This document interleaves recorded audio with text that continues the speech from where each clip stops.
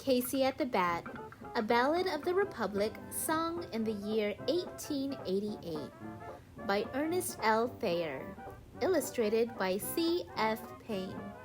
Read with permission from Simon & Schuster and performed by the Stockton San Joaquin County Public Library and City of Stockton Recreation.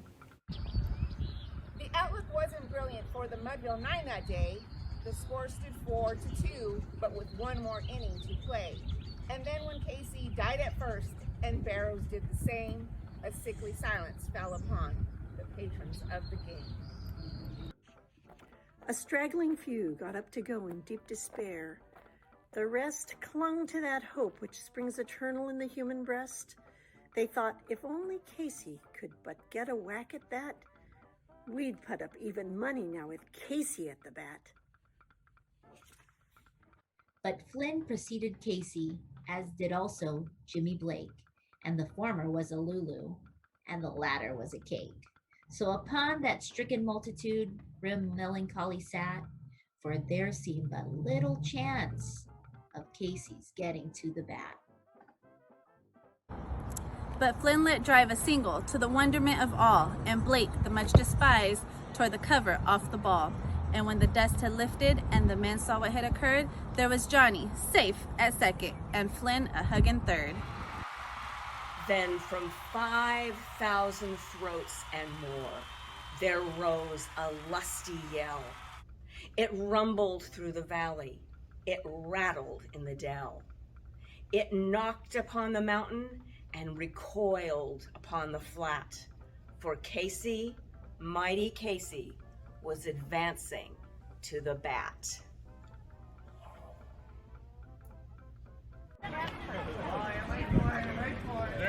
There was ease in Casey's manner as he stepped into his place.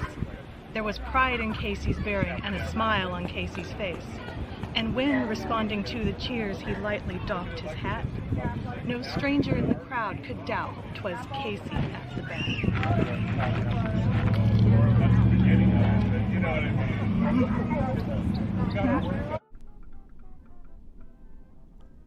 10,000 eyes were on him as he rubbed his hands with dirt. 5,000 tongues applauded when he wiped them on his shirt. Then the writhing pitcher ground the ball into his hip. Defiance gleamed in Casey's eyes. A sneer curled Casey's lip. And now the leather-covered sphere came hurtling through the air, and Casey stood a-watching it in haughty grandeur there. Close by the sturdy batsman the ball unheeded sped. "That ain't my style," said Casey. "Strike what?" the umpire said. From the benches, black-ribbed people, there went up a muffled roar, like the beating of the storm waves on a stern and distant shore. "Kill him! Kill the umpire!" shouted someone on the stand, and it's likely they'd have killed him had not Casey raised his hand.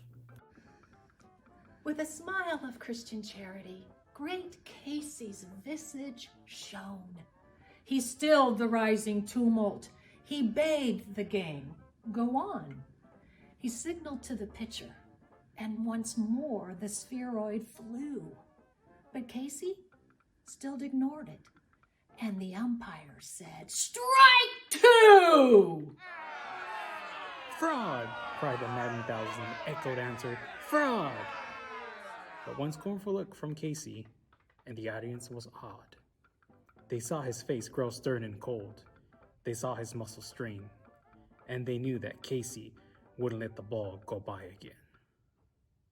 The sneer is gone from Casey's lip. His teeth are clenched in hate. He pounds with cruel violence his bat upon the plate. And now the pitcher holds the ball.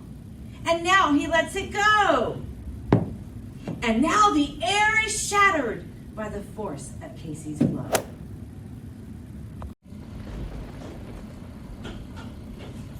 Oh, somewhere in this favored land, the sun is shining bright.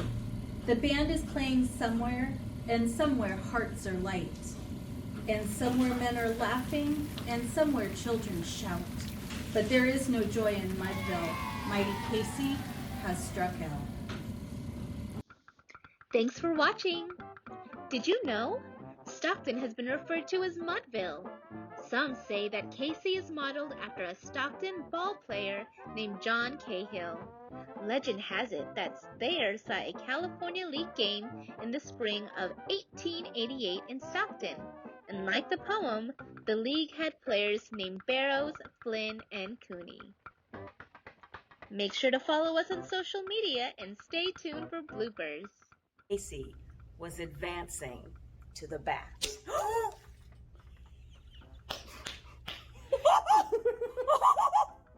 Oh my God, I'm so sorry. Perfect aim. Oh my God. Sing to the bat.